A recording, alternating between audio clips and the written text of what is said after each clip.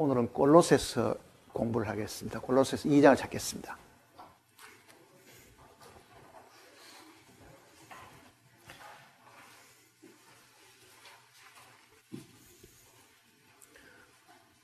골로새서 2장 325페이지입니다.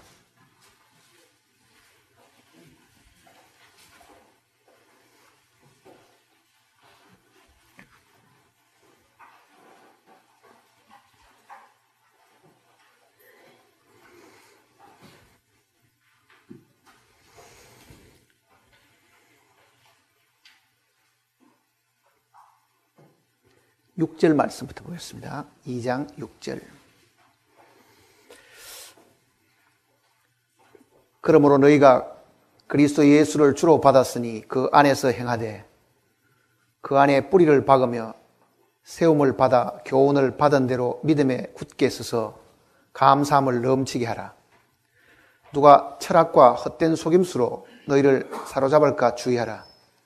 이것은 사람의 전통과 세상의 초등학문을 따르며 그리스도를 따름이 아니니라. 그 안에는 신성의 모든 충만이 육체로 가시고 너희도 그 안에서 충만하여졌으니 그는 모든 통치자와 권세의 머리시라. 또 그 안에서 너희가 손으로 하지 아니한 할례를 받았으니 곧 육의 몸을 벗는 것이요 그리스도의 할례니라. 너희가 세례로 그리스도와 함께 장사되고 또 죽은 자들 가운데서 그를 일으키신 하나님의 역사를 믿음으로 말미암아 그 안에서 함께 일으키심을 받았느니라. 또 범죄와 육체의 무할례로 죽었던 너희를 하나님이 그와 함께 살리시고 우리의 모든 죄를 사하시고 우리를 거스리고 불리하게 하는 법조문으로 쓴 정스를 지우시고 제하여 버리사 십자가에 못 박으시고 통치자들과 권세들을 무력화하여 드러내어 구경거리로 삼으시고 십자가로 그들을 이기셨느니라. 15절까지 읽었습니다. 기도하십시다.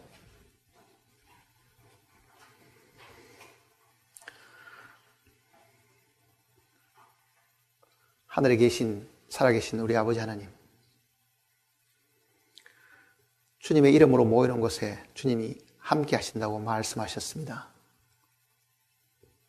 오늘 주님의 이름 안으로 모인 우리 형제 자매들을 주님께서 기억하시고 이 가운데 함께 임재하심으로 우리의 마음을 뜨겁게 하시고 감사하게 하시옵소서.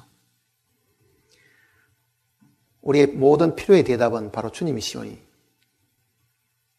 우리가 무엇을 간구하든 간에 주님께서 우리의 필요를 채우시고 공급하심으로 우리의 마음을 기쁘게 하시옵소서. 주님의 사랑을 입고 하늘의 산 소망을 가지고 살아가는 저희들이지만은 때때로 죄의 유혹에 이끌려서 넘어질 때도 있고 하나님의 마음을 아프게 할 때도 많이 있었습니다. 우리가 이 예배를 시작하기 전에 주님의 걸어가신 그 보혈을 다시 한번 기억하고 믿음으로 우리의 모든 더러움들을 말끔히 씻고 주님 앞에 무릎을 꿇고 조용히 귀를 기울일 수 있도록 우리를 이끌어 주시옵소서. 거룩하신 말씀을 우리에게 허락하셨으니 기록된 말씀을 통해서 살아계신 주님을 더욱더 우리가 잘 배워서 알게 하시도록 참으로 살아계신 주님이 각 심령 속에 살아계심으로 더 이상 우리가 육신대로 살지 않고 주님의 능력대로 주님의 그 생명의 인도하심대로 살아가는 저희들이 되게 인도하시옵소서.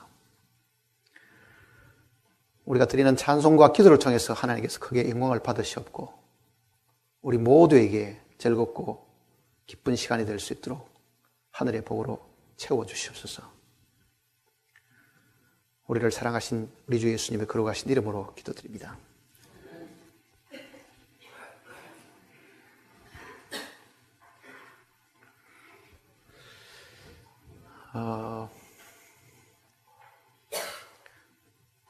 방금 읽은 이 내용 속에 눈에 띄는 단어가 두 가지가 등장을 합니다. 하나는 11절에 이 할례라는 단어고 12절에는 세례라는 단어가 있습니다. 할례는 육신적인 유대인들이 태어나서 8일 만에 남자의 생식기에 포피를 베는 일입니다. 지금도 유대인들은 하나님의 이 거룩하신 명령을 따라가지고 생후 8일이 되면은 할례를 반드시 행해야 됩니다. 신약 시대에 살고 있는 우리들에게 그 할례의 의미가 무엇인가를 성경이 곳곳에 가르쳐 주었습니다. 그리고 12절에는 할례에 이어가지고 세례라는 말을 지금 등장을 시켜서 비교를 지금 해 주었습니다. 그래서 오늘은 할례와 이 세례의 참 뜻이 무엇인가 하는 것을 우리가 공부를 하려고 합니다. 우리는 죄 사함 받고 주님의 명령에 따라 가지고 침례를 받은 사람들인데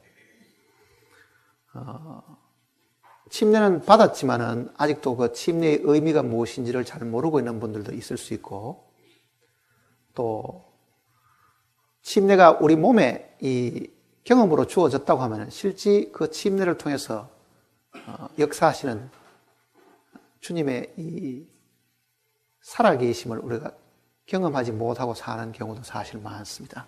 그래서 유대인들이 받았던 그 할례의 계명과 오늘 신약시대에 살고 있는 그리스도인들이 주님께 받은 이 침례, 즉 세례의 이 의미를 우리가 분명히 알아야 되고, 이 사실이 마음에 분명하지 않으면은 하나님을 숨기고 사는 것이 거의 불가능합니다. 우리는 구원받은 그 사실만 가지고는 하나님을 숨기는 것에 부족함이 사실 많다는 것을 기억을 해야 됩니다. 그래서 성경에는 구원받은 모든 사람들이 반드시 침례를 받아야 되고 예수 그리스도와 함께 죽고 부활하고 그리고 그 부활의 생명을 따라서 살도록 가르쳐 주셨습니다. 그래서 오늘은 이 두 가지 용어에 대한 것을 우리가 함께 공부를 하고 하나님께서 가르쳐 주신 대로 이 말씀의 뜻을 생각을 해 보려고 합니다. 6절 말씀부터 보시면요. 그러므로 너희가 그리스도 예수를 주로 받았으니 그 안에서 행하되 그 안에 뿌리를 박으며 세움을 받아 교훈을 받은 대로 믿음에 굳게 서서 감사함을 넘치게 하라. 우리 모두는 예수 그리스도를 주로 받은 사람들입니다. 그래서 우리는 예수 그리스도를 우리의 주님이라고 부르는 사람들입니다. 하나님께서 우리를 피로 값주고 사셨고 예수 그리스도를 우리의 주로 삼으셔가지고 우리를 다스리시고 또 우리를 지키시고 우리를 보호하시고 또 정말 우리의 모든 필요를 공급하시는 분으로 주님을 세워주셨습니다. 그래서 모든 구원받은 사람들을 성경에는 그 안에 있다고 말을 했습니다. 예수님 안에 있다.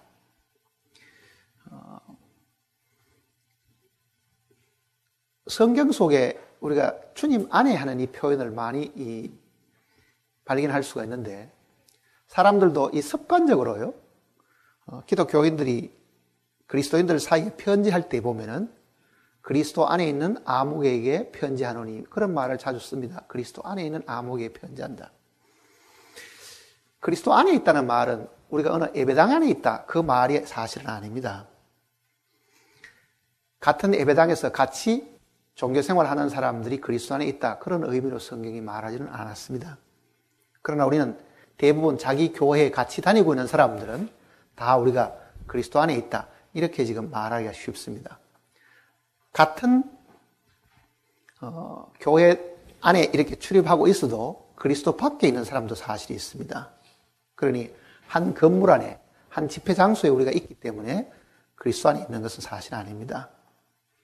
그러면 여기도 그 안에서 혹은 그 안에 뿌리를 박으며 이 표현이 있는데 그리스도 안, 이 용어를 우리가 제대로 알고 지금 써야 됩니다. 그리스도 안.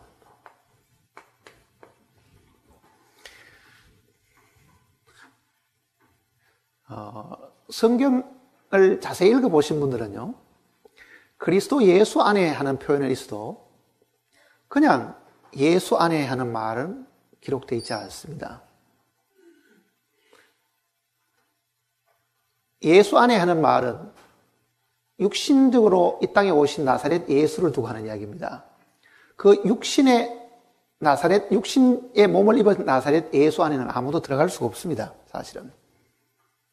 왜냐하면 육신을 가진 그 몸에 우리가 들어간다, 그런 의미가 사실 아니기 때문에 그렇습니다. 그래서 성경은 그리스도 예수 혹은 예수 그리스도 안에 하는 표현이 있어도 예수 안에 하는 표현이 사실 없습니다. 그러면 그리스도 예수와 예수의 차이가 뭐냐? 이렇게 아마 사람들은 물을 겁니다. 나사렛 예수가 죽고 부활하셨을 때에 하나님은 그를 주와 그리스도가 되게 하셨습니다. 그러니까 주님이 죽으시고 부활하셔가지고 영광을 얻으신 이후에 하나님께로부터 받은 상급이 주와 그리스도가 사실 되신 겁니다. 사도행전 내용을 잠깐 한번 보시면요. 2장 36절을 같이 읽어보겠습니다. 그런즉 이스라엘 온 집은 확실히 알지니 너희가 십자가에 못 박은 이 예수를 하나님이 주와 그리스도가 되게 하셨느니라. 예수님 스스로가 주가 되고 그리스도가 된 게 아니라 실제 하나님이 나사렛 예수를 주가 되게 하셨다. 그 주가 되게 하셨다는 것은 모든 것의 주인이잖아요. 주가 되게 하시고 그리스도가 되게 하셨다, 그 뜻입니다. 그거는 부활하신 이후에 하나님께로부터 받은 예수님에게 주어진 이 상급입니다. 주가 되게 하신 것은 모든 것의 주인이니까 하늘과 땅의 모든 권세를 내게 주셨으니, 마태복음 28장에서 그렇게 되어 있죠. 하늘과 땅의 모든 권세를 내게 주셨으니 너희는 가서 모든 족속으로 제자를 삼아. 그러니까 부활하신 예수 그리스도를 주와 그리스도가 되게 하신 겁니다. 그러면은 예수 그리스도가 이 땅에 살아계실 때 사실 우리는 주님 안에 들어갈 수 있는 길이 아직 열리지를 않았습니다. 그러니까 우리는 그리스도 안에 하는 이 표현은 정확한 표현이지만 예수 안의 표현이 사실은 옳지 않다고 지금 말씀을 드린 것은요, 육신을 가진 우리들이 그리스도 예수 안에 들어갈 수 있는 때가 언제냐는 것을 성경이 지금 사실을 가르쳐 주는 겁니다. 우리가 그리스도 예수 안에 들어갈 수 있도록 길을 열어주신 때는 그분의 죽으심입니다. 이 예수 그리스도의 죽으심이 모든 사람들을 하나님께서 그 안에 함께 넣으셔가지고 죽게 하신 겁니다. 그러니까 주님의 죽으심 안으로 우리를 불러주셔가지고 그 죽으심 안에서 그리스도 안에 있게 하신 겁니다. 그리고 그 죽으심 안에 함께 있었던 사람은 그의 부활 안에서도 함께 살아나게 하신 겁니다. 자, 주님과 함께 죽고 함께 부활할 그때가 우리가 그리스도 안에 있게 된 것이고 그 안에 뿌리를 내리기 시작한 때입니다. 그러니까 우리 편에서가 아니라 하나님이 믿은 우리를 그리스도 안에 넣으셔가지고 함께 죽게 하신 것은 역사적인 사실입니다. 그거를 사람들이 미처 깨닫지 못하고 지금 살고 있는 겁니다. 그러니까 구원받은 우리들은요, 하나님이 나를 주님의 죽으심 속에 함께 넣으셨을 때 내가 그리스도 안에 있게 된 것이다. 이 사실이 분명치 않으면 사람들이 이렇게 생각합니다. 내가 예배당에 처음 나올 때, 예배당에 불교 신자로 있다가 기독교인이 처음 되었을 때, 아무개 예배당에 처음 가서 이름을 올리고 학습받고 세례받을 때 내가 그리스도 안에 있은 모양이다, 이렇게 생각하죠. 그러면 그 예배당을 더 이상 안 다니면 어떻게 하겠어요? 아마 그리스도 밖에 나왔다고 생각할 겁니다. 한 번 더 간 사람은요, 나오는 일이 그게 없습니다. 모든 주님을 믿은 성도들은 주님 안에 사실 있게 된 겁니다. 그 내용을 지금 여기는 6절에 다시 보시면요, 그러므로 너희가 그리스도 예수를 주로 받았으니, 하나님이 예수 그리스도를 주로 삼으셔가지고 우리의 주인이 되게 하셨습니다. 주로 받았으니. 그 다음에 그 안에서 행하되. 자, 우리의 삶은 그리스도 안에서 사는 삶이 되어야 됩니다. 그리스도 안에서 사는 삶. 자, 이 그리스도 안에 우리를 넣으셔가지고 이 안에 살게 하셨다고 하면, 여기 지금 나무를, 밖에 있는 나무를요, 안으로 이렇게 옮겨 심었다고 가정이었어요.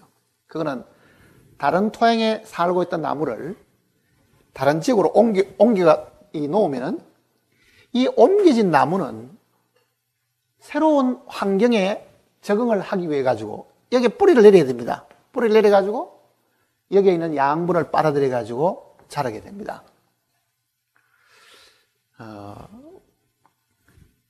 그러니 환경이 바뀌게 되면은 그 나무는 전혀 다른 형태로 잘 자라거나 아니면 못 자라는 그런 경우가 사실 있습니다. 옛날 중국이에요. 위나라하고 이 초나라하고 싸울 때가 있었습니다. 이게 큰 나라에 이 사신이 큰 나라에 이제 보내게 되는데요. 사신으로 간 사람이 붙들려 처음 당도를 해보니까요, 자기 나라에서 잡혔다고 하는 어떤 이 도둑놈을 이제 임금이 문초하고 있는 장면을 사실 목격을 하게 됐습니다. 그러니까 이 사신은 굉장히 당혹스럽잖아요. 아니, 내가 이 나라에 사신으로 갔는데 우리나라에서 살던 어떤 사람이 이쪽의 나라에 와서 도둑질 하다가 잡혔다는 것을 사신 앞에서 신문을 하니까 이거는 모욕하는 거거든요.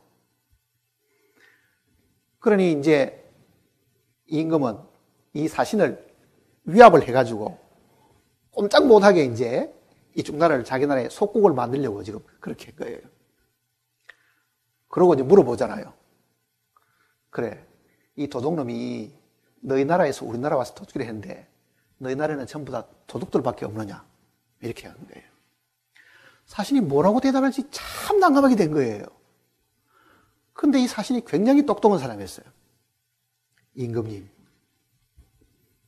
중국에 이 회수라는 강이 있는데 이 강의 남쪽하고 북쪽하고 오렌지를 심으면은 북쪽은 탱자가 돼버리고 남쪽은 오렌지가 되는데, 이 사람이 아마 우리나라에서는 아마 착한 사람이었을지도 모르는데 여기 와서 도둑질을 하는 거 보니까 이 토양이 잘못된 것 같습니다. 이런 거예요. 실제로 이 사실은 사실을 가지고 이야기한 거예요. 이 기후와 토양이 안 맞아가지고 귤이 안 되지요. 왜냐하면 우리나라도 귤은 남쪽에 따뜻한 데 심어야 되는데 추운 데 심으면 자라질 않잖아요, 사실은. 그러니 그 임금이 할 말이 없어진 거죠. 그러니 본래 이 사람은 우리나라에서 착한 사람이었지만은 여기 와서 이게 도둑질 한 거 보니까 이쪽 토양이 나쁘다. 이런 거예요. 이쪽 토양이 나쁘다. 자, 우리가 과거에 살 때는, 과거에 우리가 이 세상에 살 때는요, 우리는 사실은 어쩌면 탱자만 맺는, 우리 육신의 열매라는 선한 열매가 하나도 없고 정말 모든 악의 열매만 맺고 사는 사람들이라고 하면, 하나님께서 우리를 그리스도 안에 넣으셔가지고 우리로 하여금 열매를 맺게 하신다. 그거를 지금 성경이 이야기하는 거예요. 그러니까 그리스도 안에서 뿌리를 박으라. 이렇게 하거든요. 그리스도 안에 뿌리를 박으라. 자, 우리가 이것을 알든 알지 않든 이거는 하나님이 이미 역사적으로 이루어 놓으신 사실이기 때문에 우리를 그리스도 안에 넣으셔가지고 그 안에 뿌리가 박도록 해 주셨다. 7절 보세요. 그 안에 뿌리를 박으며 세움을 받아 교훈을 받은 대로 믿음에 굳게 서서 감사함을 넘치게 하라. 자, 우리 모두는 그리스도 예수 안에 있는 사람들입니다. 로마서 내용은 우리가 본래 이방인으로 살 때는요, 돌감나무 같은 존재인데 이 돌감나무를 참감나무에다가 접붙인다, 그런 말이 있죠. 돌감람로를 참감람로에 접붙여 놓으면은 그 참감람로의 진액을 빨아들여 가지고 우리가 열매를 맺을 수 있다. 로마서는 그렇게 표현을 사실 했습니다. 정말 우리는 아담 안에서 다 쓸데없는 존재들이지만은요, 주님 안에 다시 뿌리를 받고 여기서 세움을 입으면은 우리도 하나님이 기뻐하시는 열매를 맺을 수 있는 사람이 된다. 자, 그러면은 새로 옮겨진 이 나무는 거기에 뿌리를 내려가지고 양분을 계속 이렇게 빨아들여야 되는 것처럼 우리도 주님 안에서 공급받는 것으로 우리가 성장을 해야 됩니다. 주님 안에서 공급받는 거로. 그런데 그러지를 못하고 대부분 어떤 경우가 생기느냐. 여기 보면은 8절을 보면요. 누가 철학과 헛된 속임수로 너희를 사로잡을까 주의하라. 이것은 사람의 전통과 세상의 초등학문을 따름이요 그리스도를 따름이 아니니라. 여기 지금 철학하는 사람 모든 사람을 주님께서 무시하기 위해서 이 말을 사실 쓰는 건 아닙니다. 이 기록이 주어질 그 당시에 영지주의라는 존재들이 있었습니다. 영지주의는 지식을 최고의 선으로 생각하는 기독교 초기 이단들이 사실 있었습니다. 그네들이 가지고 있던 사상은 유대교 철학과 동양 철학을 혼합시킨 신비주의적인 그런 사고방식을 가진 사람들이 있었습니다. 그것이 초대교회에 구원받은 그리스도인들에게 침투해 들어와가지고 많은 사람들을 쓰러뜨리고 하는 그런 일들이 사실 있었습니다. 그거는 그 철학의 기초가 하나님께서부터 나온 것이 아니고 사람에게서 나온 것이기 때문에 여기는 지금 분명히 철학과 헛된 속임수로 너희를 사로잡을까 주의하라. 이는 사람의 전통과 세상의 초등학문을 따름이요 그리스도를 따름이 아니라. 그거는 세상의 초등학문과 철학이라는 것은 그리스도 밖에 있는 것이잖아요. 그리스도 밖에. 이 세상에 많은 사람들은 이 세상의 학문과 철학을 통해 가지고 인격을 연마시키는 많은 사람들이 있지만은 그 인격을 연마시키고 도를 닦고 하는 것은 이 육신을 다듬는 것이잖아요. 육신을 좀 통제하고 육신의 어떤 이 타락한 것을 수련과 수행을 통해 가지고 뭔가 다듬어가고 고쳐가려고 하는 것이 이 세상의 방식이라고 하면은 성경은 그 자체를 부정하잖아요. 왜? 육으로 난 것은 육이요 그러죠. 육은 아무리 다듬어도 육은 아무리 고쳐도 그게 육이 영이 되는 것이 아닙니다. 그러니까 성경은 이 육에 속한 사람은 하나님을 기쁘시게 할 수 없다고 말씀하셨으니까 육을 포기하고 육을 십자가에 못 박게 하는 것이지 이 육신을 수련과 연마와 고행을 통해 가지고 다듬어가는 것이 절대로 아니라는 얘기입니다. 그게 이 밖에 있던 철학이나 이 세상의 가르침 이것은 그렇게 하는 것이지만 그리스도 안에 있는 거는요 죽음이 먼저고 그리고 그 부활의 생명이 죽음 이 안에 뿌리를 박아가지고 그 안에서 주님으로부터 공급받고 사는 것이다. 그 내용을 지금 설명을 하는 겁니다. 자, 그 다음 보세요. 9절입니다. 그 안에는 신성의 모든 충만이 육체로 가시고. 자, 그리스도 예수 안에. 이게 만일 그리스도 예수 안이라고 하면은 과거의 신성은 말씀으로 하나님과 함께 계셨지만은요. 그 말씀이 육신이 되어 이 땅에 오시니까 그 육신 안에 계신 말씀 속에도 여전히 뭐가 있다는 이야기입니다. 신성의 모든 충만이 육체 안에 그대로 계신 것이다. 그러니까 예수님은 나사렛 예수 목수의 아들 육신의 이 모습만 있는 것이 아니라 그 육신 안에 본래 그가 창세전에 하나님과 함께 가졌던 말씀으로 계셨던 그 능력과 신성이 그 육신 속에 함께 있는 것이다. 우리는 육밖에 없지만은 예수님의 육신 속에는 하나님의 신성도 하나님의 모든 충만하심도 그 속에 함께 들어있다. 이렇게 지금 이야기를 하고 있는 겁니다. 그 다음에 복된 말씀은 이게입니다. 너희도 그러잖아요. 너희도 그 안에서 충만하여졌으니 그는 모든 통치자와 권세의 머리시다. 자, 예수님 안에 하늘에 속한 모든 신령한 것과 복들이 여기에 가득하다고 하면 이 안에 옮겨져 있는 이 안에 새로 심겨진 우리에게도 하늘의 모든 충만함이 여전히 우리에게도 존재하게 된다. 이런 뜻입니다.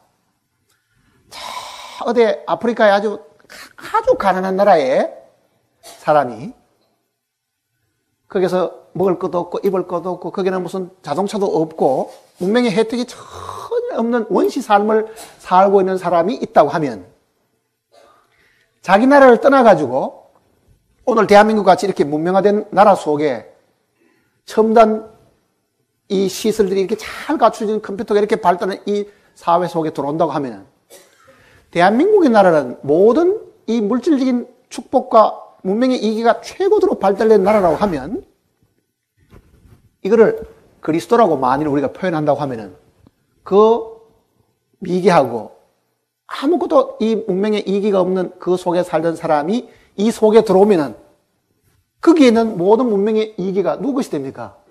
자기가 누릴 수 있는 것이 되지요. 자기가 누릴 수 있는 것이.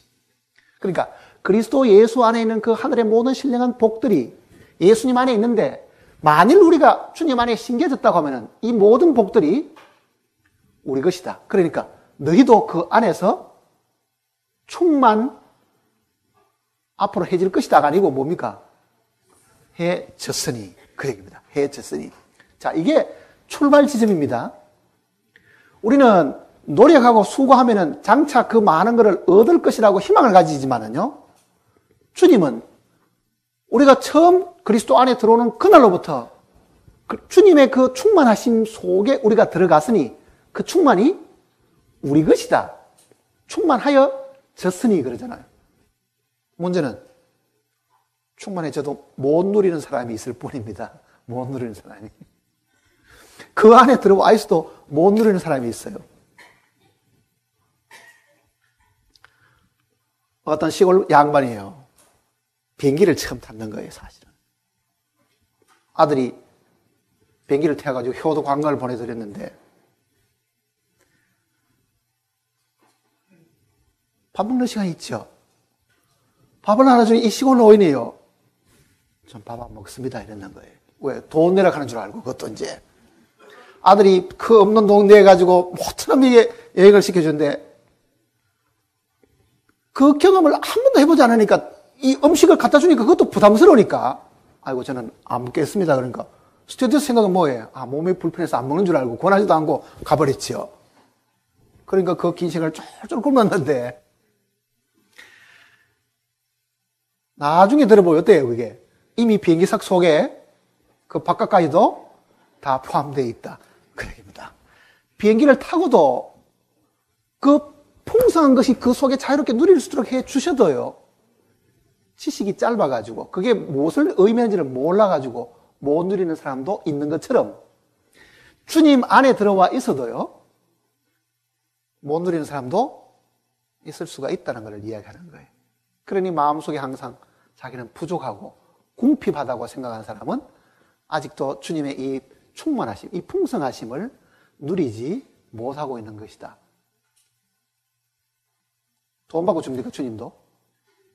돈 내라 그래요? 이 안에는요, 주님이 값을 다 치르셨기 때문에 속죄함에서부터 시작해서 우리가 누리는 이 육신적인 모든 것뿐만 아니라 영적인 모든 것들도 공짜로 주신 거라고요. 그런데도 우리 마음은 뭐냐면은 아이고 내가 어떻게 감히 주님께 그걸 구하겠어 이렇게 생각한다고요. 내가 사는 꼴이 지금 이런데 어떻게 주님이 나를 위해서 그렇게 해주시겠냐. 그래서 내가 정직하게 살고 성경도 부지런히 읽고 주님을 위해서 열심히 일하면은 주님이 뭐를 도와주실지 모르지만은 나는 주님을 위해서 아무것도 해놓은 것도 없는데 주님이 어떻게 나의 모든 필요를 다 채워주시고 내가 원하는 걸 다 공급해 주시라. 그래서 사실은 다 주신 것이고 분명히 이 성경대로 이 충만하여 졌다고 말을 하지만은 그 충만한 속에서 못 누리는 것은 자기 자신입니다. 못 누리는 것. 자, 무엇을 못 누리는가? 그 내용을 지금 이제 공부를 지금 해보려고 합니다. 10절 보시면요. 너희도 그 안에서 충만하여 졌으니 그는 모든 통치자와 권세의 머리시라. 자, 여기서 말하는 이 통치자는 이 땅의 통치자를 이야기하는 것이 아닙니다.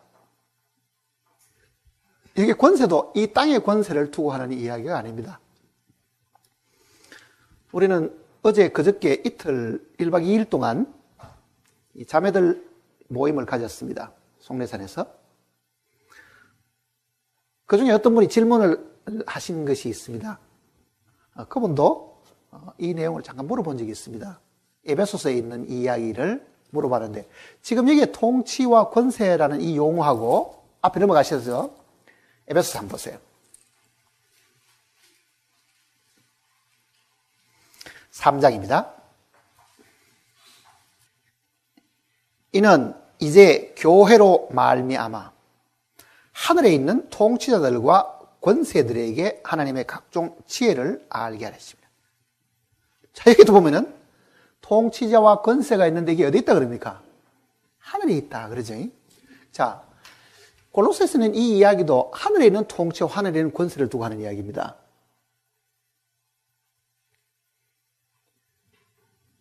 주님이 부활하시고 난 이후에 하늘에 있는 통치자들과 하늘에 있는 권세들에게 자신이 죽고 부활하셨음을 선포를 했습니다. 자, 여기에 있는 이 하늘에 있는 통치자와 권세들은 천사들입니다. 사실은 천사들. 하늘을 다스리고 있는 하나님께 위임된 이 권세를 받아가지고 하늘을 다스리고 있는 통치와 권세자들입니다. 왜 그러냐면은 이 골로새서 내용이 기록될 당시에요, 이 천사 숭배 사상이 초대교회에 만연해 있었습니다. 천사 숭배 사상. 그 당시의 사람들은 하나님과 사람 사이에 천사들이 중보 역할을 한다고 생각하고 있은 거예요. 그래서 천사들을 잘 이렇게 숭배를 하면 그 천사들이 자기를 지켜주고 자기를 하나님 앞에 잘 옹호해 준다고 믿고 있습니다. 소위 천사 숭배 사상이 있었습니다. 지식이 부족할 때는 누구든지 그럴 수 있죠. 요즘도 서양도 그러고 동양도 그러고요, 천사를 굉장히 마음에 사모하고 존경하고 숭배하는 사람들이 있습니다.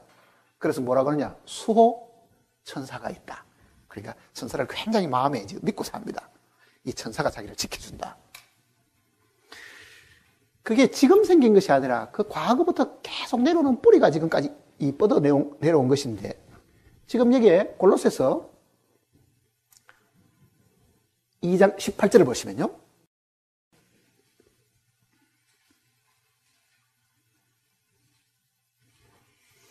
골로새서 2장 18절, 아무도 꾸며낸 겸손과 천사 숭배를 이유로 너희를 정죄하지 못하게 하라.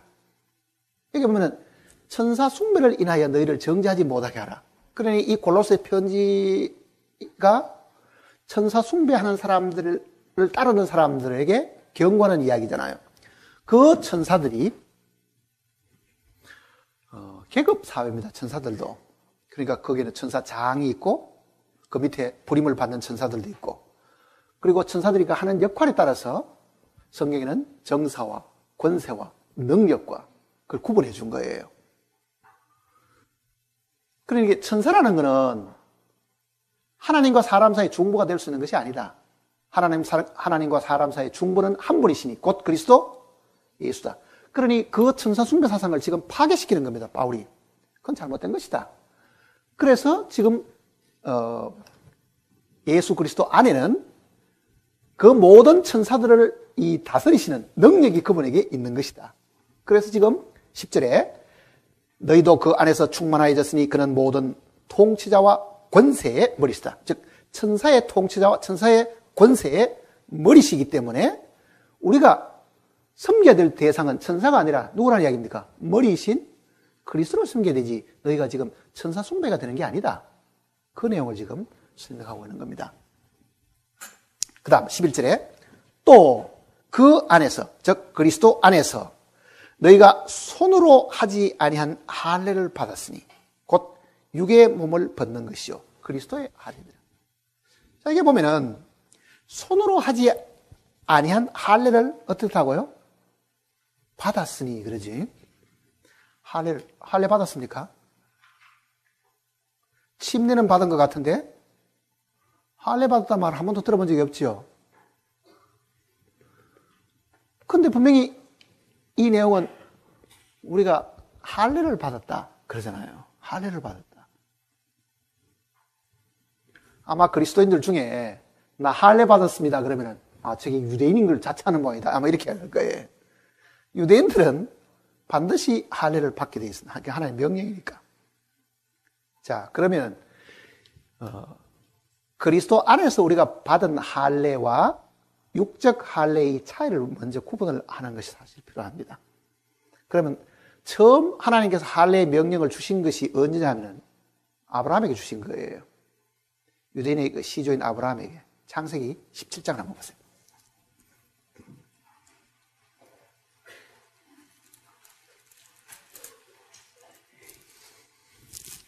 창세기 17장 9절입니다. 17장 9절. 하나님이 또 아브라함에게 이르시되 그런즉 너는 내 언약을 지키고 내 후손도 대대로 지키라. 너희 중에 남자는 다 할례를 받으라. 이것이 나와 너희와 너희 후손 사이에 지킬 내 언약이니라. 너희는 포피를 베어라. 이것이 나와 너희 사이에 영원한 표징이니라. 너희의 대대로 모든 남자는 집에서 난 자와 또는 너희 자손이 아니라 이방 사람에게서 돈으로 산 자를 막론하고 난 지 8일 만에 할례를 받을 것이다. 너희 집에서 난 자든지 너희 돈으로 산 자든지 할례를 받아야 하리니 이는 내 언약이 너희 살에 있어 영원한 언약이 되리니와 할례를 받지 아니한 남자 곧 그 포피를 베지 아니한 자는 백성 중에서 끊어지리니 그가 내 언약을 배반하였습니다. 자, 이게 처음 할례 받도록 하나님이 명령하신 것입니다. 자, 이 내용을 가지고 먼저 구약시대 때 이 할례의 의미를 먼저 생각을 해보려고 합니다. 왜 하나님께서 그러면은 처음부터 아이가 태어날 때부터 할례 받은 모습으로 태어나게 하시지 왜 그것도 8일 만에 할례를 받도록 하나님이 명령하신 건가? 이건 사람이 정한 것이 아니잖아요. 왜 처음 태어날 때부터 할례 받은 상태에서 주님이 창조하셔도 되는데 태어나서 그것도 6일도 아니고 7일도 아니고 8일째 할례를 받아야 된다고 이야기를 하시는가?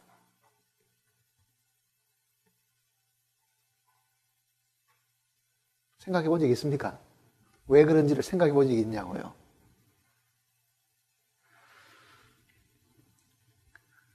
사람은 태어날 때부터 하나님의 이 언약이 그 속에 있는 것도 아니고 태어나는 그 순간부터 부활의 그 생명을 가진 것도 아닙니다, 사실은. 그러니까 모든 사람은 태어날 때는 육신으로 태어나는 것이고 그것도 8일이 되는 날, 이 8이라는 숫자는 성경에 부활을 이야기하는 겁니다. 부활의 숫자. 그러니까 6일 동안 천지를 창조하시고 7일째 쉬셨죠. 그리고 앞으로 장차 천년왕국이 이 8일째 해당하는 이 부활인데 이 부활의 날에 부활을 하려고 하면 어떻게 됩니까? 부활은 죽음을 통해서 다시 살아나는 것이 부활이잖아요. 표피를 벤다는 그 말은요, 육신을 제거한다. 육체에 속한 모든 것은 제거한다. 죽인다. 그 뜻입니다. 그러니까 모든 사람은 태어날 때부터 구원받은 것이 아니지요. 그러니까 태어날 때부터 부활의 생명을 가지고 있는 것이 아니기 때문에 8일째, 즉 부활의 날에 표피를 베어라. 그거는 육신의 모든 것을 제해버리고 새로 태어나는 부활의 생명을 지금 이야기하는 겁니다. 과학자들이요 발견한 것이 있습니다. 지금 여기에 12절 보세요.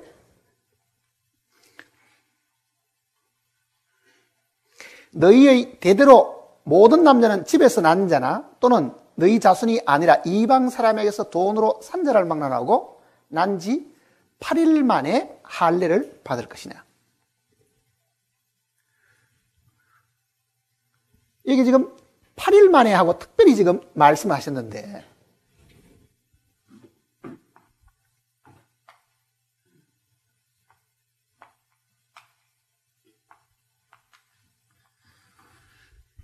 (1935년도에) 닥터 댐이라는 사람이 이 프롬스트롬빈이라는 이 물질을 발견했어요. 이게 뭐냐면은 혈액 응고 물질입니다. 사람이 태어나서 8일째에 이 혈액 응고 물질이 제일 많이 분비가 돼요. 신기하지요? 그러니까 표피를 베고도 빨리 그것이 아물도록 해주는 이 물질이 사람 몸에 있는데, 이거를 발견한 거는 1935년도입니다. 그것도 해필이면 8일 되는 날 가장 많이 분비가 되는 거예요. 빨리 연고되도록. 자, 하나님은 창조의 하나님이시기 때문에 8일째에 표피를 베고 빨리 피가 응고되도록 조치를 사실 해주신 겁니다. 이거는 과학적인 이야기지만 우리가 지금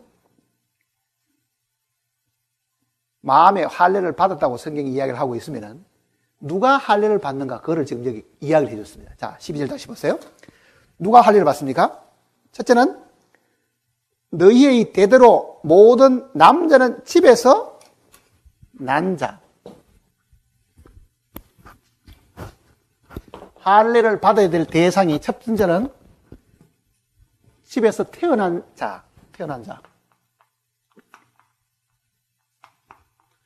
아브라함의 집안에서 태어난 사람들은, 남자들은 다 할례를 받아야 되고, 둘째는 누굽니까? 너희 자손이 아닌 이방 사람에게서 돈으로 사온 자. 돈으로 가지고 사온 사람은 반드시 할례를 받아야 된다. 자, 태어나고 아니면 돈으로 사온 사람은 반드시 할례를 받아야 된다. 그것도 남자들은. 그러면 아마 자매들 생각에 우리는 할례를 안 받아야 되는 모양이다, 이렇게 생각하지. 성경은 모든 여자들은 남자 안에 있습니다. 아담 안에 하와가 있는 것처럼요, 남자 안에 있는 모습인 거예요, 그게. 그리고 오병이어를 나눠 주실 때도 남자의 수만 5천 명이 되었다는 것은 그 안에 여자를 포함한 겁니다. 남자 안에 들어있는 거예요, 사실은. 그러니까 성경에서 수를 계산할 때 여자를 수를 세지 않는 것은 따로 세게 되면은 이중으로 세는 꼴이 되는 거지, 사실은. 이중으로. 그러니까 아담 한 사람 안에 둘이가 들어있는 거예요. 자, 태어난 사람하고 돈으로 사온 사람은 반드시 할례를 받아야 된다. 이것이 신약에 오늘 우리에게 적용하면은 우리는 태어나오기도 하고 돈으로 피로 값주고 산 사람들이기도 합니다. 요한복음 1장을 보시면요. 요한복음 1장 13절입니다.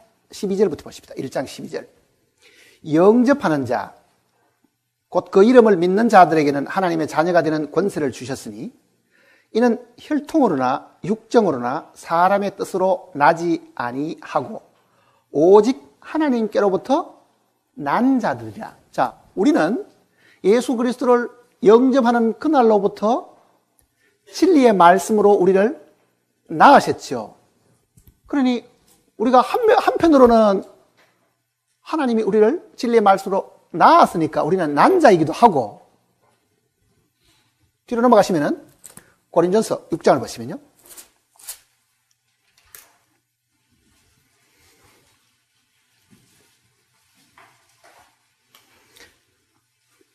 고린도전서 6장 269페이지입니다.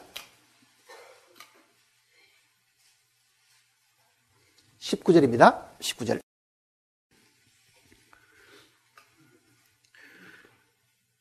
너희 몸은 너희가 하나님께로부터 받은 바 너희 가운데 계신 성령의 전인 줄을 알지 못하느냐. 너희는 너희 자신의 것이 아니라 값으로 산 것이 되었으니 그런즉 너희 몸으로 하나님께 영광을 돌리라. 자, 값으로 우리는 산바도 되었죠. 그러니 우리는 태어났을 뿐 아니라 피로 값주고 산 자들입니다. 이 사람은 반드시 뭐를 받아야 된다는 얘기입니다. 할례를 받아야 된다. 그게 하나님의 명령입니다. 태어났거나 사온 사람은 반드시 할례를 받아야 된다. 침례는 받은 것 같은데 할례를 안 받았으니까 지금 사람들 마음속에 이 할례와 침례를 지금 제대로 이해를 지금 못하거든요. 다시 창세기를 보시면요. 창세기 17장을 다시 보시면 17장 10절입니다. 너희 중 남자는 다 할례를 받으라. 이것이 나와 너희와 너희 후손 사이에 지킬 내 언약이니라. 너희는 포피를 베어라. 이것이 나와 너희 사이에 언약의 표정이니라. 언약의 표정. 이 언약의 표징을 우리가 가지고 있어야 되고 그 언약 안에 우리가 머물러 있어야 아브라함에게 주신 그 축복을 우리도 함께 받을 수 있는 사람들이 됩니다.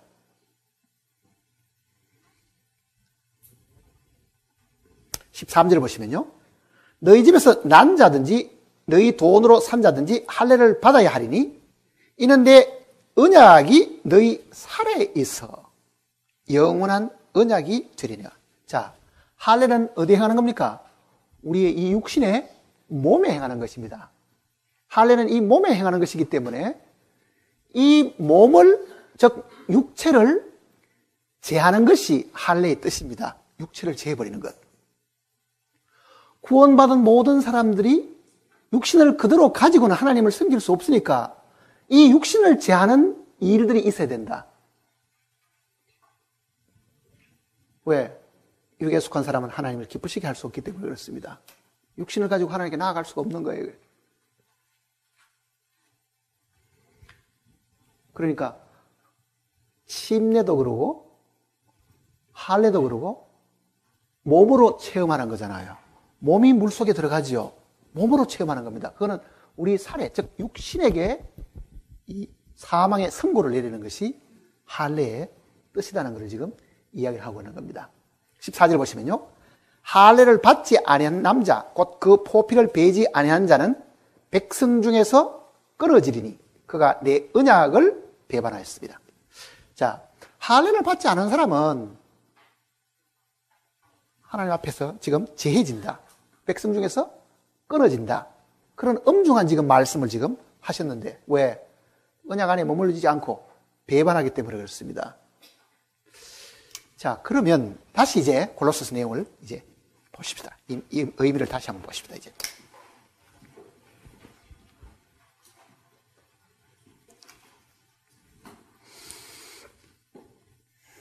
골로새서 2장 11절입니다. 또 그 안에서, 즉 그리스도 안에서 그 말입니다. 예수 그리스도 안에서 너희가 손으로 하지 아니한 할례를 받았으니. 자, 유대인들은 그 아기가 8일째 사람들이 손으로 이 표피를 베지요. 개긴마다 이 표피를 다 이렇게 베는데 지금 사도 바울은 너희가 그리스도 안에서 손으로 이 포피를 베는 그런 할례는 너희가 받지 않고, 그러니까 오늘 우리는 유대인들처럼 할례를 다 받아야 된다 그렇게 주장해서 되는 게 아니고 지금은 손으로 하지 아니한 할례를 받았으니 그랬습니다. 손으로 하지 아니한 할례를 받았으니. 자, 손으로 하지 아니한 할례가 뭐냐? 곧 이랬습니다. 곧 육의 몸을 벗는 것이요 그리스도의 할례입니다. 자, 할례라는 말은 아까도 얘기 드린 것처럼 육체의 모든 정욕을 제해버리는 것이 할례의 기본 뜻입니다. 그런데 그리스도인이 지금 받은 이 할례는 그리스도의 할례고 손으로 행한 것이 아니고 그리스도 안에서 그리스도와 함께 그 안에서 이루어진 사실입니다. 로마서를 보시면요. 거기 잡으시고 로마서.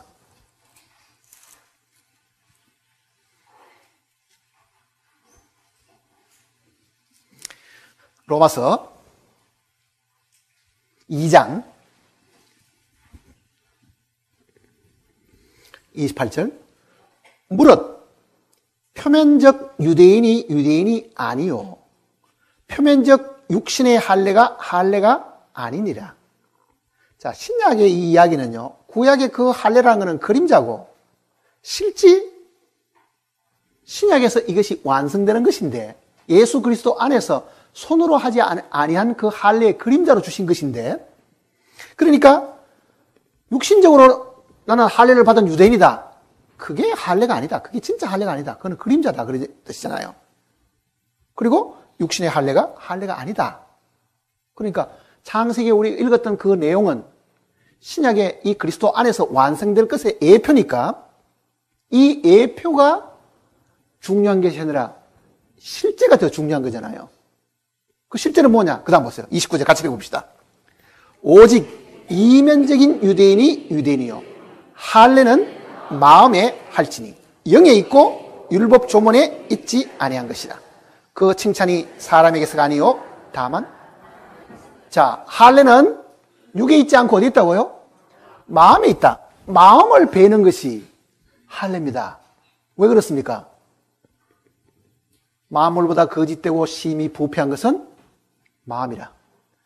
그래서 그 육에 속한 이 마음을 베어버리지 않으면 우리는 하나님을 섬길 수가 없다. 그 이야기입니다.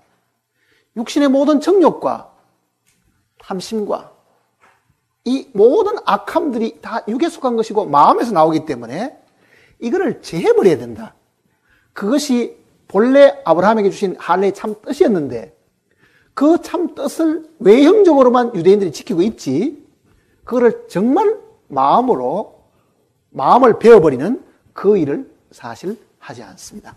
자, 그러면은 우리가 그리스도 안에서 할례를 받았다고 하는 것은 뭐냐? 우리 육신을 제하는 일이 있어야 되겠죠. 그거는 우리 각자가 우리 육신을 제하는 것이 아니라 우리를 그리스도 안에 넣으셔가지고 이 그리스도를 하나님이 다루시죠. 그리스도를 죽게 하시고 그 속에서 이 육신도 함께 죽게 하시니까 우리는 예수 그리스도의 십자가 안에서 우리 육신을 다 제해버린 사람이다. 갈라디아서 5절 한번 보세요.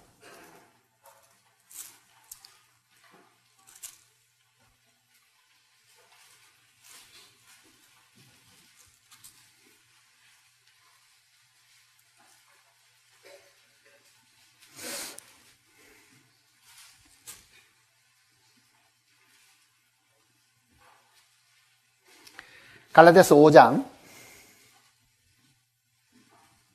24절입니다. 같이 읽겠습니다. 그리스도 예수의 사람들은 육체와 함께 그 정과 탐심을 십자가에 못 박았느니라. 그게 할례입니다. 육신의 모든 정욕을 제해버리는 것이 할례의 뜻이라고 하면은 우리 각자가 우리 육신의 정욕을 제하는 것이 아니라 우리를 그리스도 안에 넣으셔가지고 그 그리스도를 십자가에 못 박게 하심으로 그를 죽게 하셨는데 그 안에 속한 우리의 모든 육체도 그 안에서 함께 제함을 입었으니까 우리는 손으로 받은 할례가 아니고 그리스도 안에서 십자가로 제해버리는 그 할례를 받은 사람이다.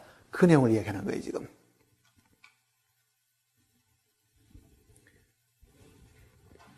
그리스도 예수의 사람은 그 정과 탐심을, 마음이잖아요, 그게.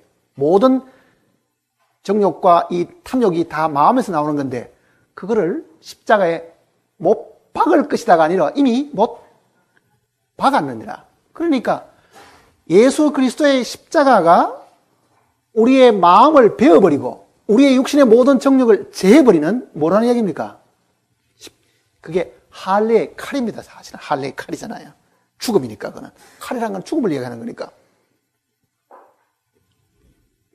그거는 하나님이 하신 거잖아요. 우리 개인이 한 게 아니죠. 하나님이 우리를 그리스도 안에 넣으셨는데 처음에 넣으셔가지고는 죽음으로 그걸 재버린 거예요. 그래서 너희가 그리스도와 함께 죽었나니 그러잖아요. 그리스도와 함께 죽었나니. 다시 골로새서를 보시면요. 골로새서 2장을 돌아봅시다.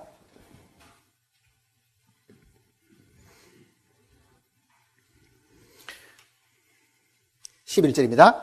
또 그 안에서 너희가 손으로 하지 아니한 할례를 받았으니 곧 육의 몸을 벗는 것이요.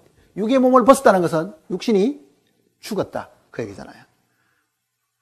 영과 육신이 분리되는 것이 죽음이니까 육의 몸을 벗는 것이요. 우리는 예수 그리스도가 십자가에 달려 죽으실 때에 우리도 그 안에 함께 죽었으니까 그때 우리는 이 육신의 모든 정욕과 탐욕을 다 끊어버린 겁니다.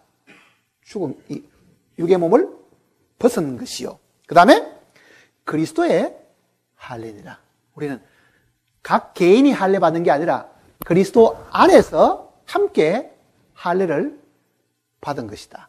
그 얘기입니다. 그거는 손으로 한 것이 아니라 그리스도 안에서 함께 행해진 할례를 두고 하는 이야기입니다. 그리고 이제 12절이 이 내용을 이제 다시 설명하는 거예요. 너희가 세례로, 즉 침례로 그 말입니다. 침례로 물에 잠김으로 그리스도와 함께 장사되고 또 죽은 자들 가운데서 그를 일으키신 하나님의 역사를 믿음으로 말미암아 그 안에서 함께 일으키심을 받았나니. 자, 지금 이 바울이 구약시대 때 유대인들이 하나님의 명령을 따라서 이 할례 받는 것을 먼저 이야기를 하시면서 그 육신적인 할례가 진짜 아니고 그거는 마음에 해야 되는데 이것이 이미 그리스도 안에서 이루어졌다. 그래서 너희가 지금 뭘 받다는 이야기입니까? 그리스도 안에서 이루어진 그 할례를 우리가 깨달았으니까 우리도 그거를 몸으로 표현한 것이 침례입니다. 침례. 침례는 뭐예요? 장사되고 부활하는 것을 예표하는 것이잖아요. 그러니까 오늘 우리가 침례를 받고 마음속에 기억해야 될 것은 우리는 그리스도 안에서 할례 받은 사람이다. 우리의 모든 육신이 죄져버리고 우리의 마음도 이미 십자가 안에서 다 끝이 난 사람이다. 그거를 몸으로 표현해내는 것이 우리가 받은 침례다. 그 얘기입니다. 침례다. 그래서 이게 할례와 침례를 지금 같이 설명해 주는 이유가 바로 거기에 있습니다.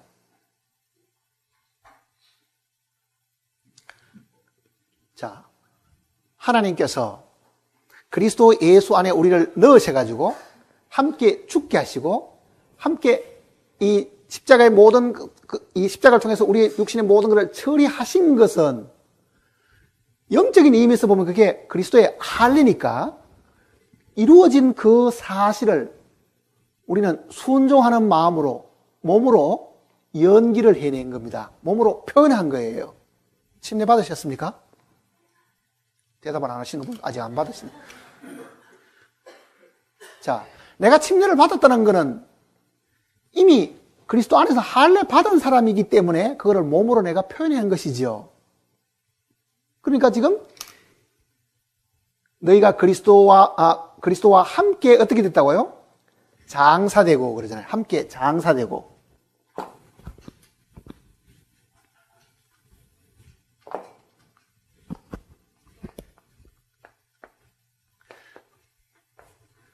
살은 사람은 땅에 갖다 묻지 않습니다. 목숨이 조금이라도 붙어있으면 묻을 수가 없습니다. 장사됐다는 것은 내가 100% 죽었기 때문에 갖다 묻는 것이 장사입니다.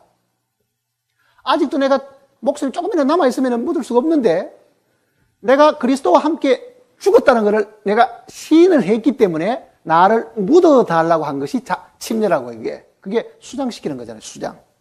물에다가. 그러니까 먼저는 이거는 죽었음을 확실하게 뭐 한 겁니까? 인정한 거지요. 그래서 결국은 자, 침례를 받았으면은 그게 기독교 예식으로 내가 참여했다 그 말이 아니고 그리스도 안에서 할례를 받았기 때문에 이 육신이 다 제해졌기 때문에 육신의 모든 정욕이 처리가 되었다는 것을 성경이 우리에게 가르쳐 주었기 때문에 나는 주님과 함께 죽었습니다. 이렇게 고백을 했기 때문에 사람이 나를 묻어주었다고 하면 지금 내가 살았습니까? 죽었습니까? 살아서 죽었어요. 이게 확실히 죽은 겁니다. 나의 옛사람은 다 끝이 난 거예요. 정과 그 탐욕을 십자가에 완전히 못 받고 끝이 났는데 그 다음에 뭐라고 되어 있는 거 보세요. 이제 또 죽은 자들 가운데서 그를 일으키신 하나님의 역사를 믿음으로 말미암아 그 안에서 함께 일으키심을 앞으로 이거는 부활한다 그 뜻이 아닙니다. 이미 일으키심을 받았죠. 그러니까 함께 장사되고 함께 주님 안에서 함께 부활을 했으니까 이거는 역사적인 사실이기 때문에 그거를 장사도 우리가 죽었음을 인정해서 맡겼다고 하면은 부활도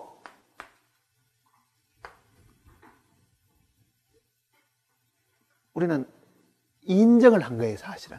보세요. 물에다가 지금 이 수장을 시킵니다. 물에 잠기는 것은 침례 주는 사람이 물에다가 이렇게 잠기는 것은요.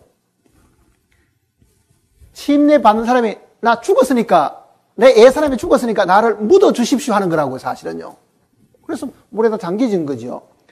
잠시 있다가 다시 물에 이렇게 세우는 것은 죽음에서부터 내 새 생명이 일어났다는 것을 시인하기 때문에 행하는 예식입니다. 그거는 장차 몸의 부활이 있지만은요, 이미 우리는 주님 안에서 함께 일으키심을 받은 거예요.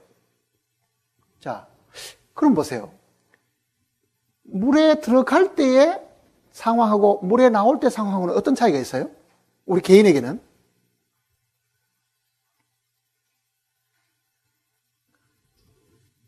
그거는 유대인들이 저 홍해 건널 때 모습을 보면 압니다. 홍해 건널 때 애굽의 모든 이 병거들이 막 따라오죠. 애굽의 군인들이. 그네들은 본래 애굽에 있을 때 자기들을 부리던 이 주인이잖아요. 그네들은 노예로 있었으니까. 육신의 모든 지배하는 힘들, 강한 정욕들, 탐욕들, 이게 그 애굽의 바로왕의 군대들이라고 사실은. 그 군인들이 회초를 가지고 부려먹고 할 때 꼼짝없이 그게 종노릇하고 살던 사람들이었는데 홍해를 건너고 이 유대인들은 한쪽에서 또 다른 쪽으로 건너와서 보니 애굽의 모든 기병들은 어떻게 했습니까? 물에다 수장이 되고 다 물에다 가라앉아 버렸죠. 그네들을 얽어매고 있던 주인으로 하던 건 다 가라앉아 버렸고 유대인들만 반대쪽에 서 있은 거예요. 자, 그러면 보세요. 물에 들어가는 것은 애굽에 속한 모든 것들은 다 수장이 된 겁니다. 그저 사람만 들어갔다가 나온 게 아니라 내가 볼 때는 내가 물에 들어갔다가 나온 것 같지만은요, 나올 때는 나의 속한 육신에 속한 모든 것들이 어떻게 됐답니까? 물에 다 남겨뒀다. 가라앉아 버린 거예요. 죽어버린 거예요. 그거는요. 그것을 주님이 가르쳐 주셨고 우리로 하여금 시인하게 하신 것이 침례고 그 침례를 받은 사람은 그 이후의 삶을 어떻게 살아야 됩니까? 내 애 사람은 다 죽었다. 내가 지금부터 사는 것은 애 주인의 명령대로 사는 것이 아니라 새 주인의 명령대로 사는 것이다. 그거를 경험하고 체험하도록 해주신 것이라고요. 내 눈으로 볼 수 없는 내 애 사람은 내가 침례받은 그날 이미 다 물속에 다 가라앉았습니다. 그리고 물에서 올라온 것은 부활의 생명만 올라온 거예요. 부활의 생명만. 8일째 할례를 받으라 하는 그 의미가 부활을 이야기하는 거잖아요. 이 부활의 생명을 우리에게 주시려고 하는 거라고요. 부활의 생명. 그게 새 생명이잖아요. 그게. 육신적인 유대인들도 육신적으로 그걸 체험하도록 주님이 주셨다고 하면요. 오늘 하나님의 이 교회에게 놀라운 이 명령을 사실 주신 것은 그 침례가 실제 우리 생활에 체험이 되어야 된다는 것을 이야기하고 있는 거예요. 체험이 되어야 된다. 자, 내가 지금 사는 것이 부활의 생명으로 사는 것입니까? 아니면 육신에게 져서 육신대로 살고 있습니까?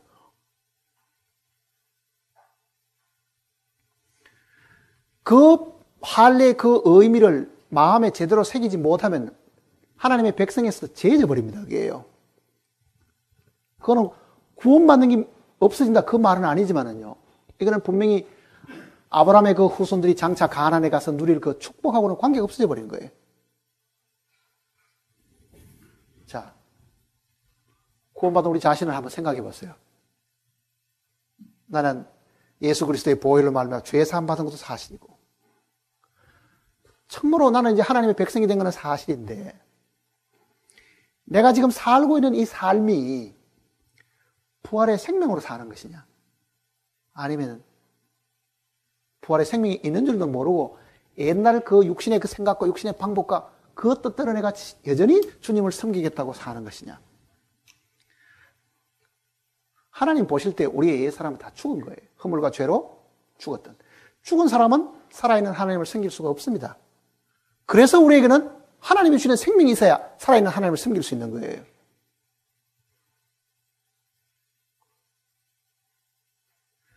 부활의 생명으로 하나님을 섬겨야 되지, 옛 것을 가지고 하나님을 섬길 수가 없습니다. 육에 속한 사람은 하나님을 기쁘시게 할 수가 없다 그러잖아요. 그거는 육신이 나쁘다, 육신이 죄다, 그걸 떠나가지고 육신에서 나오는 선이라도 하나님을 섬길 수가 없다, 그 뜻입니다. 육신에 나오는 선이라도.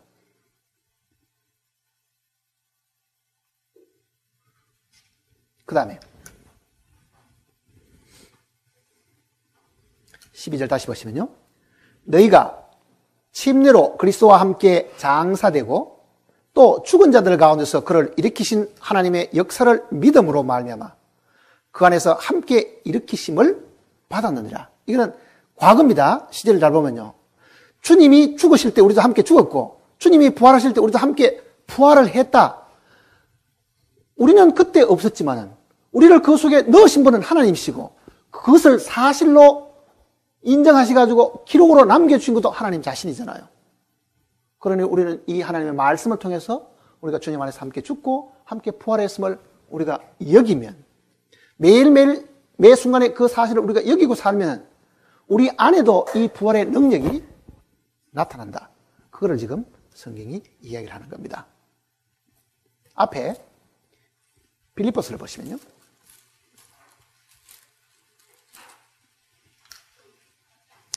빌립보서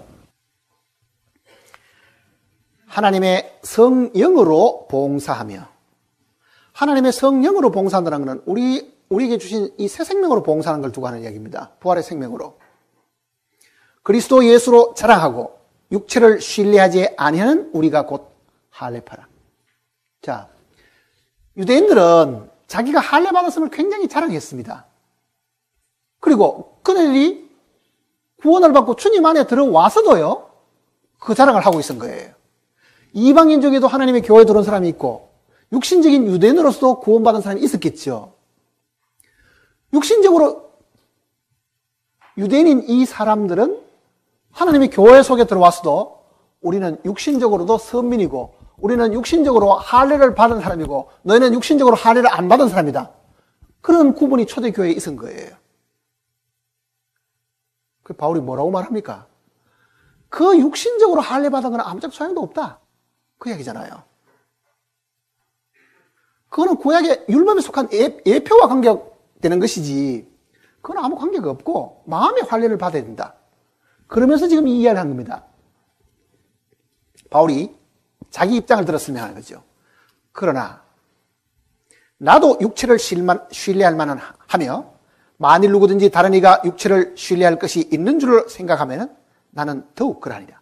나는 8일 만에 할례를 받고 이스라엘 족속이요 베냐민 지파요 히브리인 중에 히브리인이요 율법으로는 바리새인이요 열심으로는 교회를 박해하고 율법의 의로는 흠이 없는 자라. 그러나 무엇이든지 내게 유익하던 것은 내가 그리스도를 위하여 다 해로 여길 뿐더러. 육신의 그 좋은 조건들, 이게 다 그리스도 안에서 아무 소용이 없다. 그 얘기잖아요. 그 다음에 또한 모든 것을 해로 여기면 내 주 그리스도 예수를 아는 지식이 가장 고상하기 때문이라. 내가 그를 위하여 모든 것을 잃어버리고 배설물로 여기면 그리스도를 얻고 그 안에서 발견되려 함이니 내가 가진 의는 율법에서 난 것이 아니요 오직 그리스도를 믿음으로 말미암은 것이니 곧 믿음으로 하나님으로부터 난 의라. 10절과 11절을 같이 읽어봅시다. 내가 그리스도와 그 부활의 권능과 그 고난의 참여함을 알고자 하여 그의 죽으심을 본받아 어떻게 했든지 죽은 자 가운데서 부활에 이르려. 자, 바울이 이 고백을 한번 보세요. 바울이 지금 육신적인 구원받은 유대인들을 지금 나무라면서 너희가 육신의 할례 받은 것을 그리스도 안에서는 자랑해서 안 된다. 나도 할례 받은 사람이다. 나도 육신적으로 8일 만에 할례를 받은 사람이고 베냐민 지파였고 정말 율법을 철두철미하게 지켰기 때문에 율법으로도 내가 범죄한 일이 없는, 흠이 없는 사람이다. 그렇다고 하면은 나도 육신을 자랑할 만하지 않느냐? 그러나 이게 아무 소용이 없는 것이다. 자기를 들어가지고 지금 예를 들어 설명하는 겁니다. 할례 받고 율법을 철두철미하게 지키가 흠이 없는 나도 자랑하려고 하면 율법을 다 지켰으니까 자랑할 만하지만은 이거는 아무것도 아니다.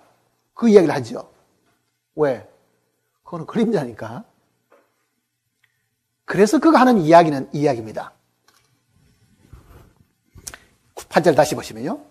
또한 모든 것을 해로 여기면 내 주 그리스도 아는 지식을 가장 고상하기 때문이라.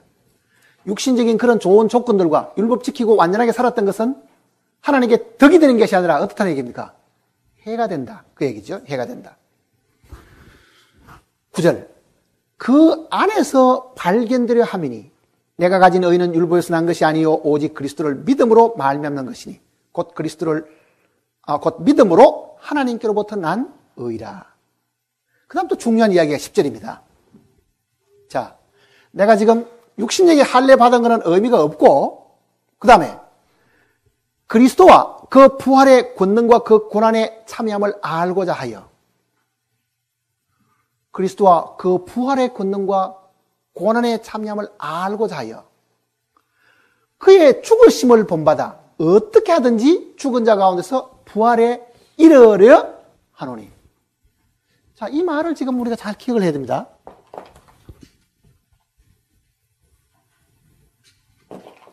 바울이 지금 간절히 바라는 것은 뭐냐? 내 육신을 봐라. 내 육신은 정말 자랑할 것이 많다. 나는 8일 만에 할례를 받았고 히브리 중에 히브리요. 베냐민 지파에서 태어났고 율법으로는 흠이 없고 완벽하다고 내가 생각한 사람인데 이게 아무 소용이 없다. 내가 이거를 배설물로 여기겠다. 왜? 내가 그리스도 안에서 발견되려 함이라. 어떻게? 그리스도가 죽으신 그 죽음이 내 마음의 할례를 이루신 것인데 내가 그 부활의 능력, 이 부활이 내 육신의 몸에 나타나게 하기 위해 가지고 내가 뭐 한다 그럽니까? 먼저 하는 일이 있습니다. 이게 그의 죽으심을 본받아 어떻게 해서든지 죽은 자 가운데서 부활이래. 자, 부활의 능력, 부활의 생명대로 살려고 하면 뭐가 먼저입니까? 죽음을 경험하는 거예요, 사실은요. 왜 나는 예수 그리스도를 믿었는데도 죄를 이길 힘이 없는가? 왜 나는 예수 그리스도를 믿었는데도 내 성격을 못 다스리는가? 왜 나는 육신의 약함 때문에 항상 죄를 짓고 사는가? 주님이 내 속에 분명히 계신다고 하면은 이 부활의 능력이 나타나야 되는데 왜 그게 안 나타나는가? 그거를 지금 우리가 고민한다고 하면 바울이 이 이야기를 들어야 됩니다. 그 부활의 생명이 나타나려고 하면은 뭘 하라고요? 죽으심이 먼저 있어야 된다. 내가 정말 주님 앞에 죽었음을 인정을 해야 부활이라는 것은 죽음 다음에 오는 것이기 때문에 부활의 생명을 나타내 보려고 하지 말고 뭘 먼저 하라는 얘기입니까? 죽으심에, 그러잖아요. 죽으심을 본받아야 된다. 그리고 죽은 자 가운데서 내가 부활에 이르려 한다. 우리는 건너뛰기를 좋아하지, 새치기를 좋아하듯이. 이게 새치기 할 수 있는 것이 아닙니다. 부활의 생명이 내 속에 나타나려고 하면은 반드시 죽음 다음에 오는 부활이기 때문에 그리스도와 함께 확실히 죽었음을, 이 사망을 경험을 해야 부활의 능력이 나타난다고 이야기하는 거예요.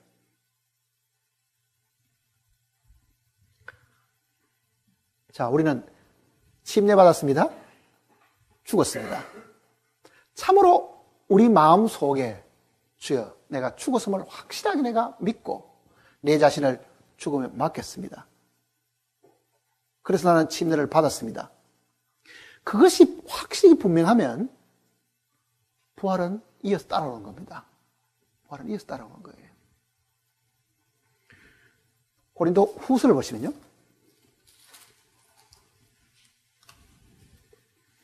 고린도 후서 4장입니다.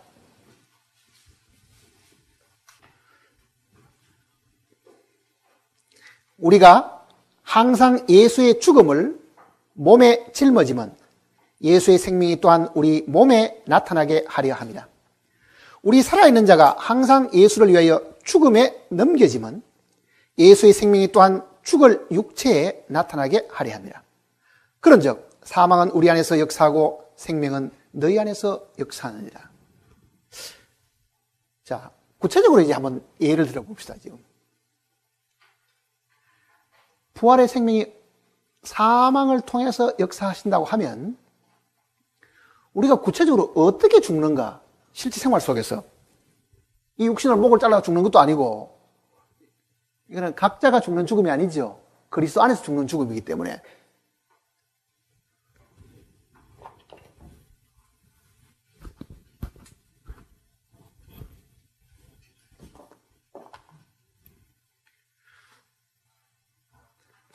어떤 사람이 나를 욕하고 비난합니다. 남이 나를 억울하게 평가하고 합당치 않은 말로 비난하고 욕을 할 때 아무렇지도 않습니까? 아무렇지 않아요? 그 사람은 죽은 사람입니다. 정말 그 사람은 죽은 사람이에요. 죽은 사람은 뭐 발로 차도 아무도 끔찍도 안 하고 대꾸도 안 하니까. 어떤 사람이 나를 공격하고 비난하고 예민한 소리로 해가지고 정말 화를 돋구어 놓을 때, 그때 우리의 태도가 어떠냐? 자, 하나는 내가 여기 있으면요, 나를 비판하고 욕하고, 예? 온갖 없는 말을 지어가지고 모욕을 하는 그런 일들이 생기면 내가 지금 그 공격을 듣고 있는 사람입니다. 하나는 공격하는 쪽이고, 이 공격하는 쪽이죠. 이거는 공격받는 쪽입니다. 십자가를 지는 것이 뭐냐? 사람들이 물어보잖아요. 무엇이 십자가 지는 것이냐? 십자가에 못 박힌 거는 우리의 애 사람이고요. 십자가를 지는 거는 자아입니다, 자아. 그러니까 성경에는 십자가에 못 박혔다는 말도 있고 십자가를 지라는 말도 있죠.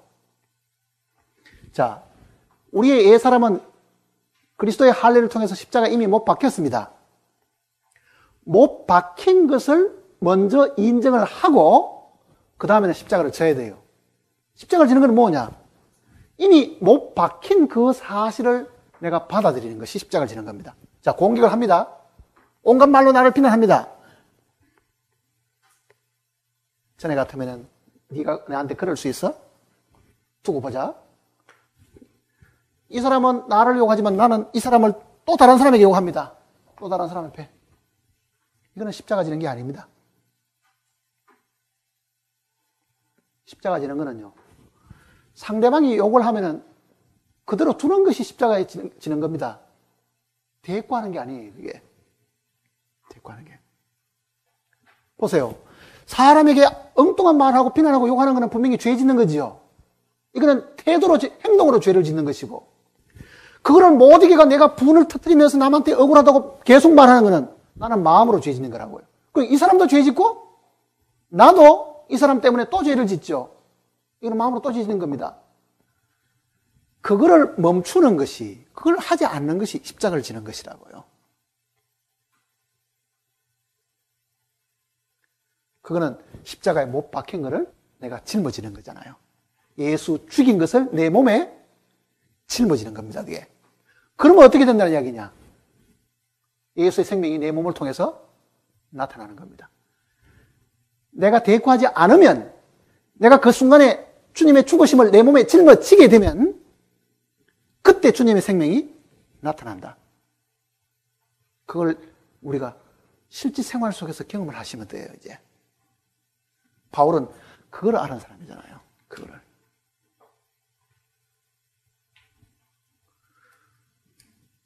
어떻게 하든지 간에 그리스도의 생명이, 이 부활의 생명이 내 몸에 나타나게 하랍니다. 얼마나 많은 사람들이 주님을 믿고 따른다고 말을 하면서도요, 자기 십자가를 지는 일을 안 하는 걸 한번 보세요. 안 하죠, 거의. 한마디 오거든면 두 마디 합니다, 두 마디. 예? 억울하다 생각하면 풀풀 뜁니다. 그리고 온 동네방네 전화통을 대고, 그 사람은 나한테 한 명이 욕을 했는데 나는 그 내용을 10사람한테 퍼뜨립니다. 10사람한테. 그럴 수 없어, 그럴 수 없어, 억울해, 뿌려 하고. 그건 십자가 지는 일이 아니라고요. 십자가에 못 박힌 것은 주님 안에서 함께 못 박힌 것이지만은 십자가 지는 일은 각자가 져야 돼요. 개인이, 각 개인이. 그러니까 지는 일하고 못 박히는 일하고는 다릅니다. 우리 보고 십자가에 못 박히라고 말하지 않았잖아요. 십자가에 지라는 말은 했지만. 자, 그 다음 고린도후서 4장 12절입니다. 그런즉 사망은 우리 안에서 역사하고 생명은 너희 안에서 역사합니다. 자, 이 말 뜻이 무엇인지 아시겠죠, 이제. 내가 주님과 더불어 내가 죽었음을, 십자가에 못 박혔음을 내 몸에 짊어져 버리면 나는 사망을 경험하는 거라고요. 내가 사망을 경험하게 되면 내 안에 뭐가 나타납니까? 부활의 생명이 나타나는데 그 부활의 생명이 넘쳐가지고 옆에 사람에게 뭘 준다는 얘기입니까? 생명수 강이 되는 거예요. 흘러나가잖아, 이게. 이게 흘러나가는 거라고요. 생명은 우리 안에 머무는 것이 아닙니다. 내가 주는 물은 마시는 자는 그 배에서 생수가 강같이 흘러 넘치게 하리라. 그 흘러 넘치는 것은 주님의 생명이 죽음을 통해서 나오는 것을 두고 하는 얘기입니다. 그래서 바울은 사망은 우리 안에서 역사하고 생명은 너희 안에서 있다. 즉, 그 사망을 경험한 사람에게서부터 생명이 흘러나와서 너희까지 전달된다. 그 얘기입니다. 너희까지 전달된다. 골로새서를 보십시다, 이게.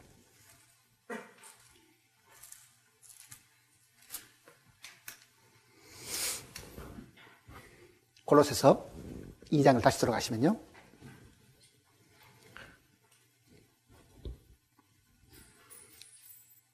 12절입니다. 너희가 침례로 그리스도와 함께 장사되고 또 죽은 자들 가운데서 그를 일으키신 하나님의 역사를 믿음으로 말미암아 그 안에서 함께 일으키심을 받았느니라. 또 범죄와 육체의 무할례로 죽었던 너희를 하나님이 그와 함께 살리시고 우리의 모든 죄를 사하시고 우리를 거스리고 불리하게 하는 법조문으로 쓴 정서를 지우시고 제하여 버리사 십자가에 못 박으셨느니라. 그러니 우리는 십자가에 못 박힐 때에 율법을 대해서도 죽었고 죄에 대해서도 죽었고 우리를 유혹하는 세상에 대해서도 죽었습니다. 그러니 그 율법은 더 이상 나에게 요구할 조건이 없어진 겁니다. 죽은 사람에게는 법의 효력이 발생하지 않습니다. 우리가 피할 수 없는 것이 세금이지만은요, 죽은 사람 앞에는 세금이 못 받아냅니다. 그거는. 율법에 그 심한 요구가 있다 하더라도 내가 그리스도와 함께 죽었으면은 율법은 더 이상 나에게 권리를, 요구를 할 수 있는 것이 사실 없어지는 거죠. 그런데 요즘은 뭐 율법을 지키는 사람들이 많이 있잖아요. 안식을 더 지켜야 되고, 뭐 해야 되고, 뭐 해야 되고.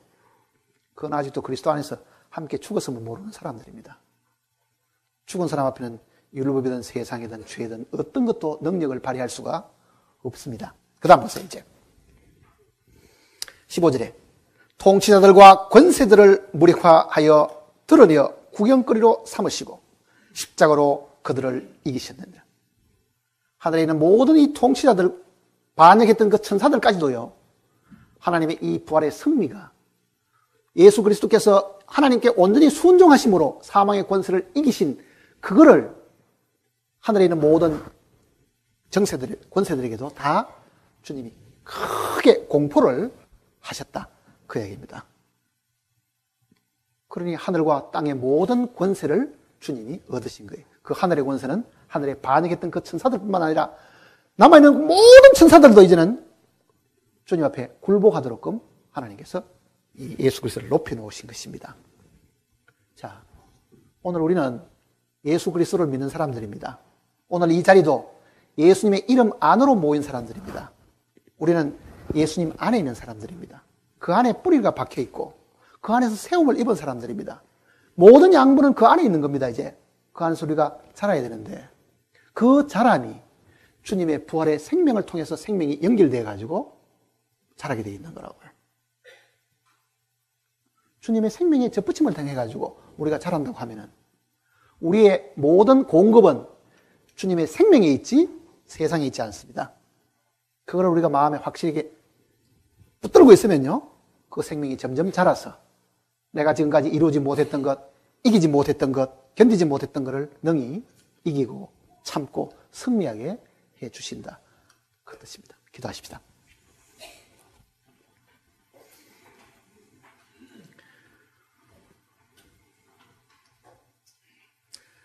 아버지 하나님, 하나님은 하늘에도 계시고 우리 마음 속에도 역사하고 계십니다. 정말 하늘에 계신 살아계신 하나님께서 오늘 주님을 믿은 각 심령 속에 살아계셔서 능력으로 역사하고 계십니다. 그러나 불행히도 우리들은 주님이 우리 안에 살아계심을 인지하지 못하고 믿지 못함으로 말미암아 여전히 육신의 노력과 육신의 힘으로 살아가고 육신의 뜻대로 하나님을 섬기려고 하고 있었습니다. 그러나 이 모든 것은 주님의 십자가로 이미 제해 주셨고 이제는 부활의 생명을 우리에게 주심으로 그 생명을 따라 살도록 주님께서 부탁하셨습니다. 오늘 함께 말씀을 들은 우리 모두는 이미 주님의 명령을 따라서 침례를 받았고 그 침례를 통해서 우리는 이미 주님 안에서 죽었을 뿐 아니라 부활하였음을 시인하였습니다. 이 시간 이후의 삶은 결코 우리의 노력과 우리의 수고로 살지 않고 참으로 주님께 주신 그 부활의 생명을 따라서 힘있게 살아가는 저희들이 되게 우리를 인도하시고 이끌어 주시옵소서. 우리를 죄 가운데 구원하셨고 우리의 연약함을 미리 아심으로 하늘의 대제사장이 되셔서 우리의 모든 약함을 대신 강구하시는 우리 주 예수님의 거룩하신 이름으로 간절히 기도드립니다.